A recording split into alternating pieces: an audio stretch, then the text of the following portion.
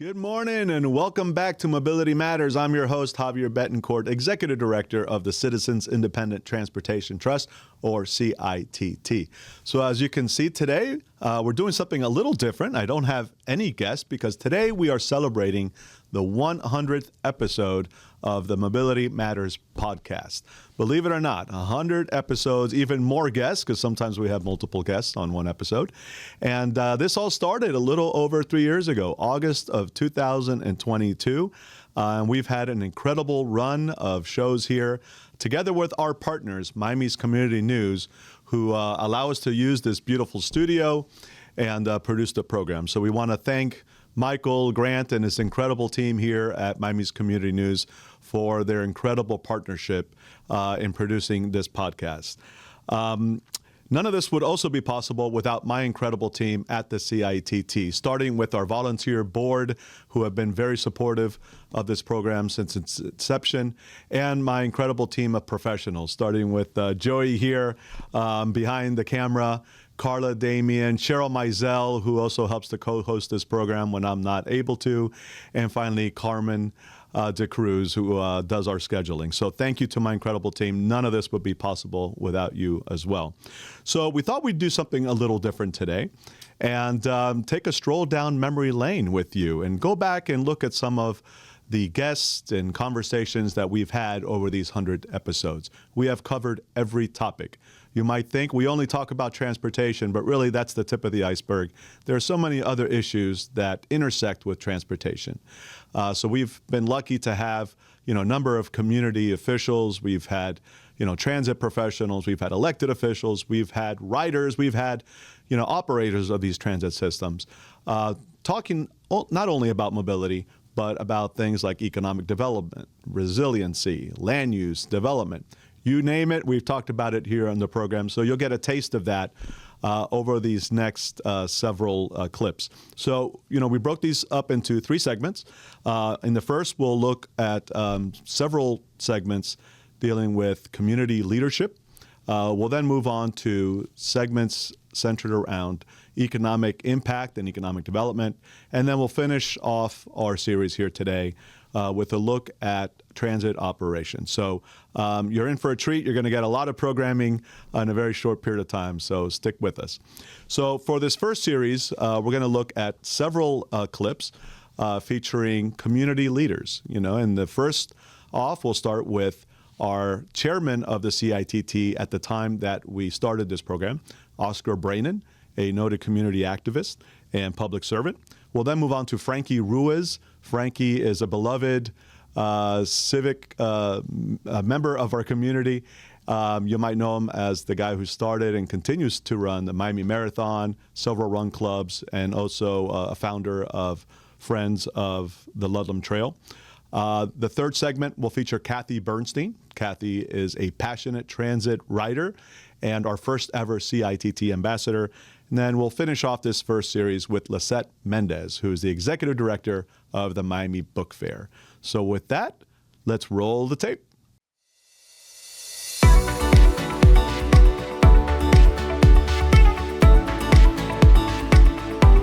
I am rich in service. And that's the payment. The payment is the service. Right. We all have to have something that we give to our community. And I think there are people out there who have great interest in transportation. Mm-hmm. And we've got to reach out to those people and say, hey, here's a way for you to contribute. I think the CITT does a great job of what its mission is, but we need to have everybody involved. Be truly representative of the community. Right. We don't go out there and bill. We don't go out there and make sure that the rail lines fit. We don't pour the concrete. We don't buy the trains. We don't operate the trains. And we don't operate the trains. So, but our job is to see that all of these things are done properly by the agencies that are responsible for them. Running in general, running and walking, the most democratic of all sports. Like, it's open to everyone. Pair of sneakers, man. It's open to everyone. The barrier to entry is much lower than other activities. Not to say anything bad about others, but it's just an easy one, and it's a base for everything else you do. I'd like to think that I'm part of what you do, which is just get people to move and connect to one another. That's pretty much what all my jobs and hats these days And are. in your case, focused on moving people the old-fashioned way, right? Which is using their feet. Yeah, Which using their feet. the God-given feet. Using their feet, Which is still the best way to move, because not only does it get you somewhere, maybe a little more slowly than other modes of transportation, but it's great for fitness, it's great for the environment. And it's great for to mental connect and create wellness. community. Absolutely. That's Absolutely. a big thing, you know. One of my, I guess one of the biggest things I'm proud of accomplishing is back in 2009 we started a series of run clubs throughout Miami-Dade County together with Baptist Health and Nike, and those nights I just see all that is good about Miami and all the things we have to foster and nurture, which is the ability for people to recreate, people to do things for free in this case, and to connect with one another. I think that's it all. You're limited in terms of the experience that you've had as a driver, so you kind of fell into just looking for those public transportation. Out of necessity. Out of necessity. And the need for mobility. I want to feel independent. I don't want to have to call somebody to drive or say, could you drive me? I want to go myself. Sure. And I subscribe to Nootropic, and it's an online forum where they talk about local news. And when Velocia first came out, they said, who wants to try this? And they offered perks for using transit. Said, hey, I'm going to try it. And I signed on right away, and I saw instantly those velos come into my account. Like, wow, I can actually use this to redeem for Uber, for Lyft. That's what I mainly use it for. I see. And then what about when you made the transition to our beta program? Yes, well, that was even better because then we can do a little survey every time we ride any mode of transit.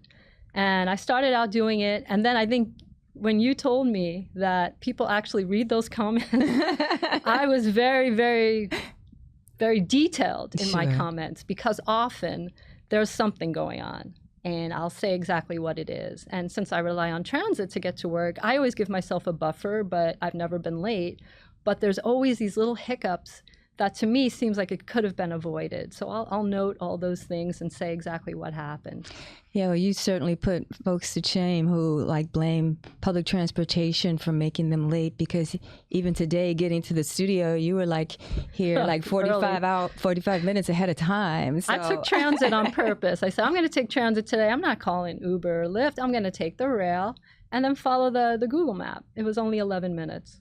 Wow. So you got from 11-minute walk from when you got off of the train. Oh, wow. It was right here. It was very simple. And I think a lot of people I talk to who are car associated are afraid to try transit. They have a bad image of it. They say, oh, I wouldn't take the train, rail, no. Yeah. Bus? Me? Take a public bus? Yeah. But I grew up on them, so it was not scary to me. We all know that public transportation sometimes can take a little bit longer, depending on where you're going or whatnot, than driving in your own car. Again, depending on where you're going.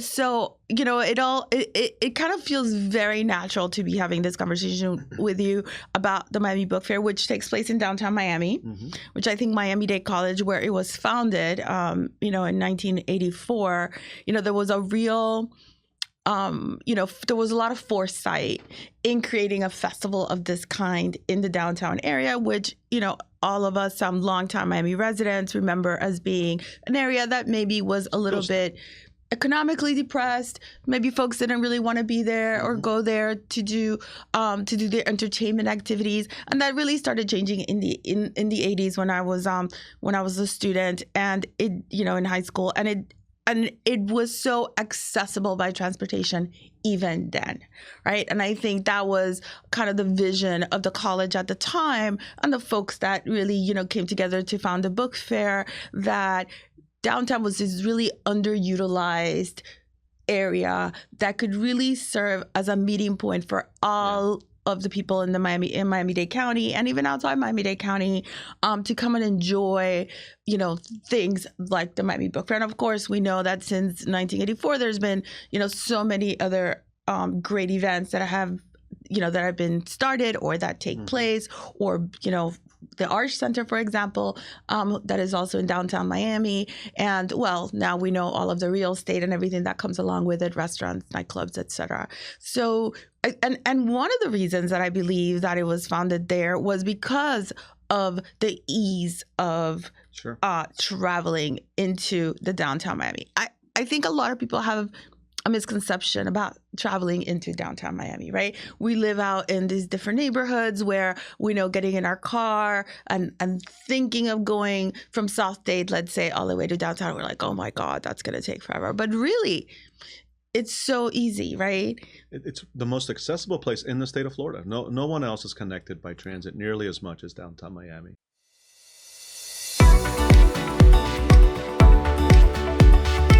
Stick around because we have a few more coming up. This next series of guests are all talking about economic impact. So I think this should be obvious, but to the extent it isn't, there is no greater return on investment than investments in transportation and mobility, whether that's roadways, whether that's transit service, bicycle pedestrian paths. The reality is that our transportation network and the services that connect people to opportunities really form the backbone of our community, of our city, of our county. If we can't get to jobs, if we can't get to schools, if we can't get to shopping and entertainment and healthcare services, then our society simply doesn't function. So speaking to that economic impact are the next 5 guests that we're going to showcase here for you, starting off with Eileen Bouclé, who's Executive Director of one of our key transportation partners, the Miami-Dade County Transportation Planning Organization, or TPO. And she was joined in that episode by Gil Penalosa. Gil's a renowned international figure and founder and president of 880 Cities. They'll be followed by a segment featuring Steve Wright. Steve is a noted champion of disability rights.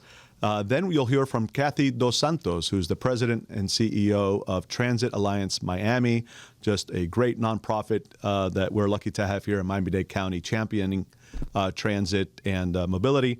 And we'll finish off this series with Ulyss Cleckley, who's the former director of the Department of Transportation and Public Works, but in this segment wearing the hat of president and CEO of the Underline. So with that, please take it away.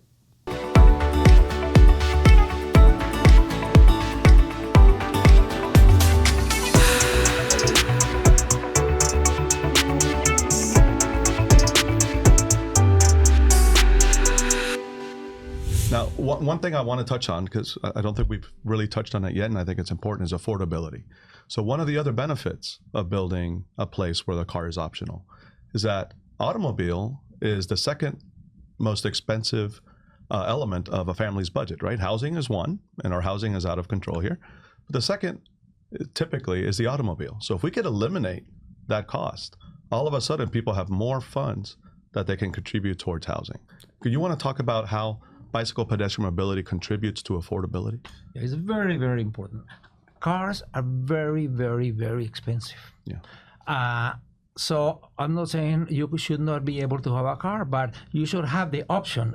A car, if you have a car here in Florida, the cost of the car is about 20% of your income. 20% of your income. That's huge.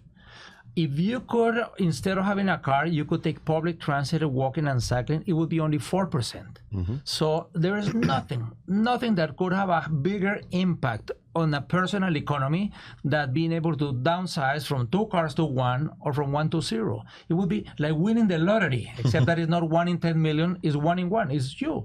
And also it's fantastic for the local economy, because if now you have 16% more income, what are you going to do? You're going to go to the local restaurants, you're going to fix your house, you're going to do gardening. So it's a win-win. It's not money that is going to go somewhere else. It's going to be money that is going to be in Miami-Dade County that is going to stay. So it also has a huge impact. I think it makes good business to make universal design. Again, if 1 in 4 people have a disability, and some of them maybe are grossly underemployed or unemployed, not because of the core disability, but because we're building an environment they can't get around to. You know, paratransit is lovely, but it is not the most efficient. The more we have sidewalks that are safe and connect to a transit network that's efficient and has frequent headways, and I know I just went nerd on us, but you know, the more wheelchair users and blind people and people with hearing can get around better. And be productive members of society. Yes, I mean, no one wants to have a rent-subsidized apartment I have friends with disability, they're in their late 30s and they're going to nursing homes because it's stable housing. That's not where you go. Sure. We should not base employability or brilliance on the ability to dunk a basketball or jump a tennis net. I don't know if I could ever do those even in my prime. So again, let's unlock the brilliant brain by unlocking the built environment.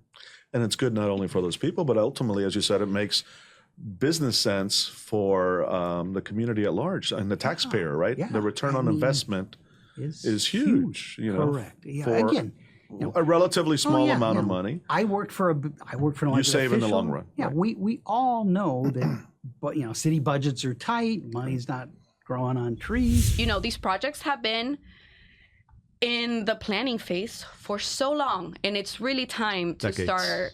Yes. I mean, when you look at, we know that the initial plan for the Metro Rail included an extension to the beach. Sure. And that's just one example. I do think it's one of the more dire ones, and it's also one of the easiest cases to make because we see the ridership already. Yeah. Those buses, the 100, especially the 20, these buses have really high ridership, and these folks need solutions to get out of traffic. And it's also going to help our economies in terms of bringing more tourists, which is very much what drives the economy of South Beach. Sure. And the rest of Miami Beach, really. And for all the Miami Beach residents that are complaining that they're stuck in traffic and that, what can be done about it? It's like, hey, we need to reduce the cars on the road. And these types of projects really are gonna be what does it, because it provides, every car in front of you, even if you're not willing to make the choice to leave your car behind, the people around you may. Right. And that's every single person on that train is one less car in front of you. And by the way, the person that teaches your kids, the person that maybe cleans your home. Absolutely. Or, takes care of your children when you're working. I mean, these are folks who, by and large, many of them depend on transit.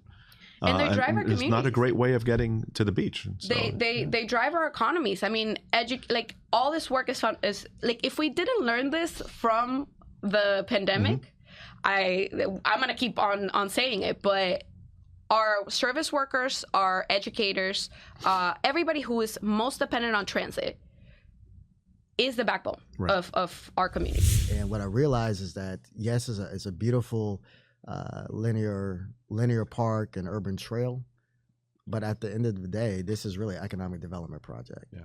And that's why we have a lot of attention, a lot of support from our local communities, quite frankly, from the state and all the way up to the U.S. Department of Transportation from a national level. And we're internationally known as the best in city building in terms of redeveloping underutilized space that provides greater connectivity and such a great asset for our communities. And so we help support business and workforce development. We help identify opportunities for entertainment and recreation. We have nature and resiliency that's built into the project. We have culture and art, and we have health and wellness. Yeah. It's kind of our platform. That's what we do. So it's more than just a trail or park. It is really an economic development project that is a true asset to Miami-Dade County.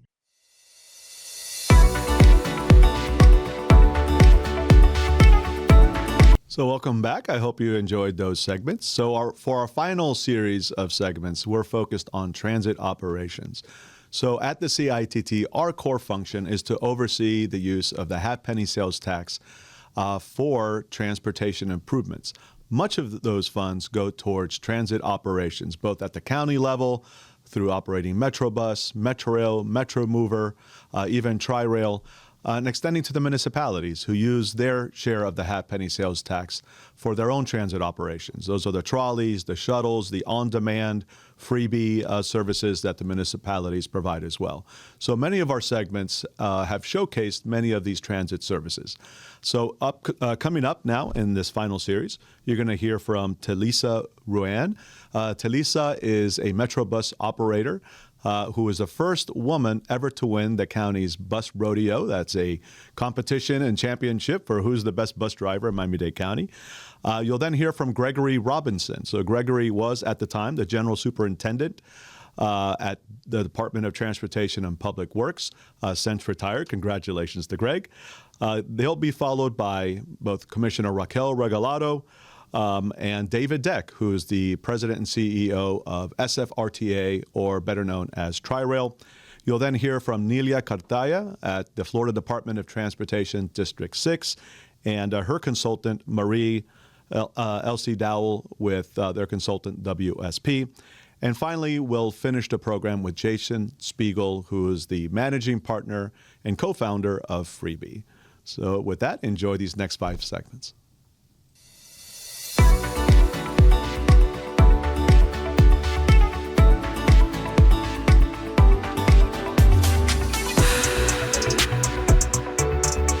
Do you have, any particular like tips for people, like for these ambassadors that are joining and riding, or just passengers in general? Do you have any tips that you shared in order for them to make the most of their rides and the services that are available?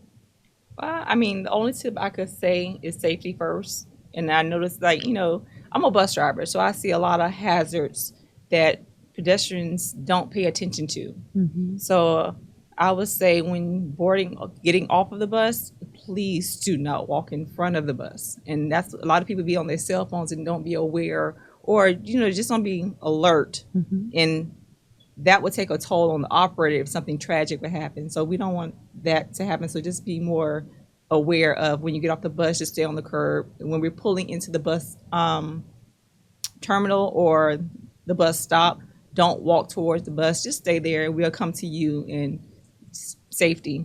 That was one of my biggest things, is safety. I actually start off every morning at 4 o'clock and get what I call a pulse check at 5 o'clock in the morning. From your team? From the team. Mm-hmm. And that team lets me know if I have any issues to deal with that day, the number of trains available, number of operators available, any issues that I would have to deal with to make the adjustments, and notify our marketing department so we can send out to the world, here's what's happening today. Gotcha. And during the day, I'm just my finger on the pulse all day long.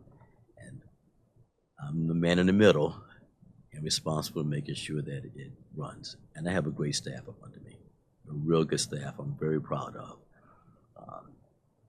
In fact, one of my chiefs in my control room, his father actually trained me. Oh my goodness! Talking about turn around. Yes, it's amazing.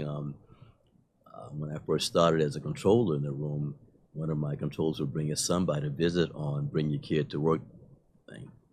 And there was this kid that would come by and visit every once in a while.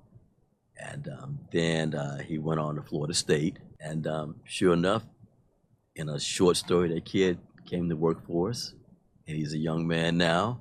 And he's now my chief controller. Oh my goodness. It's amazing. Wow. And got another chief also. So the future is I think, in solid hands for the control center by the 2 chiefs that's under my tutelage. Uh-huh. And I'm very proud. And they got new ideas, and I'm sort of like the old man now to them. Wow, that's great that you're leaving a legacy, and there's some succession training going on, so it'll continue. Well, someone laid the path for me, and that was Mr. Bradley. Mm-hmm. And I remember he always said, Greg, help somebody out. Yes. Mm. Yeah, that sounds like somewhere in the past, Bradley. Help somebody out. Pay it forward. He taught me how to run a control center. We also want to make sure we're protecting Brightline, because look at what they've done to transform rail, and now nationwide. With big news coming now between Los Angeles and Vegas. Brightline's got an opportunity to transform rail culturally, and then we're in there, so we need to make sure we protect our customers. And it's been a lot of discussions. So we'll run this simulated service. We think we'll have that done before Christmas, and then we're going to let everybody kind of enjoy the holidays. There's nothing that would bring more joy to me during the holidays than getting on that train. So, and then you got to wrap it. It might be after. It might be after the New Year's, but I would look for short. Then we'll wear a top hat and we'll have fireworks instead. And I will take that picture. I would look at very early in 2024. That's okay. To be able to new ride train in the new year. Yes, exactly. And Newly we're very wrapped excited. train. Newly wrapped train. Yes, newly wrapped train. And look, for us, it's going to be transformative to get to downtown because this opens up an entire new group of people, Right. you know, and one of the things that we approved at our last meeting is an educational campaign in conjunction with FDOT, where we're going to educate all these new potential users, right, on how they can use Tri-Rail, because Brightline has really taught us all so much about marketing. You know, they have done it so well. Oh, And they wrote the playbook. I mean, it's amazing. it's amazing. Yeah. It's amazing. But for us, like, we're at a different price point, right? We're at a very different price point. But it can still be a wonderful experience. It's still a million times better than your car, you know? And we can get you to all these destinations, right? I mean, if you think about coming up here soon on a weekend for $5. Yeah. For $5, you can ride from West Palm Beach to downtown Miami. Can't beat that. $5 a person. $5. Is that round trip? Round all day long. Can't beat it. Can't beat that. Can't beat that. I mean, the parking here is like $50. So, you know, Right. $5 is a The steal. gas, I'm too cheap. the tolls, Yeah. the parking, the headache, Right. you know. So we're excited. This podcast is about mobility. I mean, we keep growing. Everybody's going to keep coming to Miami. There's no doubt about it. We have to find innovative solution to maximize the right-of-way that we have. As you mentioned, we can't keep widening roads. So, Yeah, especially in our urban areas, right? No, You know, right. You can't get more urban than the Flagler corridor. that's correct. Now, Flagler does change, right? As it continues west, it's no longer kind of that pair of streets. Everything comes together on Flagler itself. Is that a challenge kind of moving forward, you know, because you might have less to work with? It is a challenge. It starts with 6 lanes out west, and then narrows down 6 lanes with median, and then narrows down to 4 lane with no median, so no space in between, and with residences and businesses having access straight on Flagler. It is a challenge, but it is an opportunity as well. So out west, you've got the 6 lanes of traffic, so the impact of repurposing a lane for transit only is less than in the 4 lane section. But one size doesn't fit all. Right. So looking at the entire corridor and urban planning, right? Looking at what is the appropriate use of the right-of-way that you have, and where that repurposing a lane of traffic makes more sense for everybody.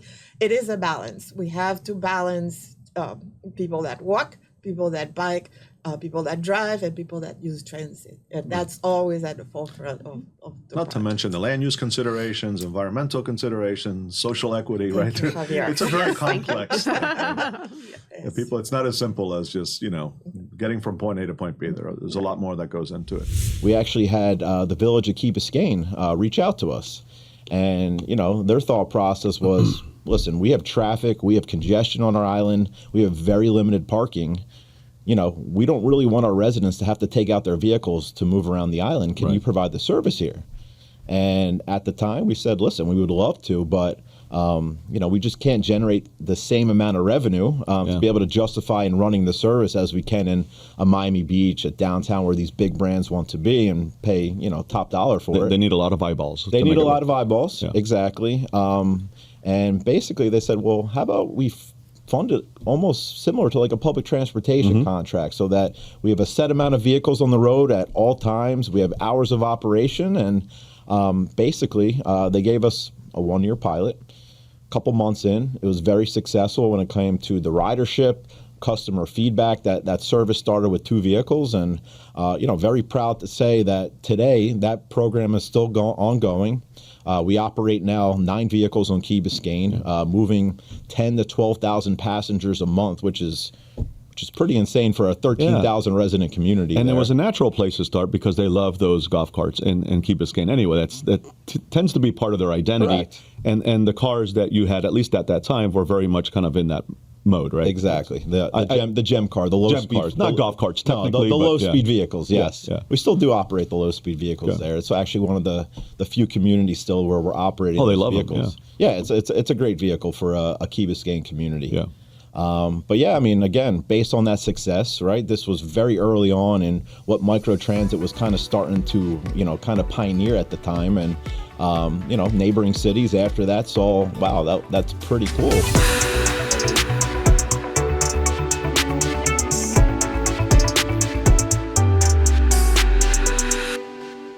folks, I hope you enjoyed those episodes and that stroll down memory lane with us.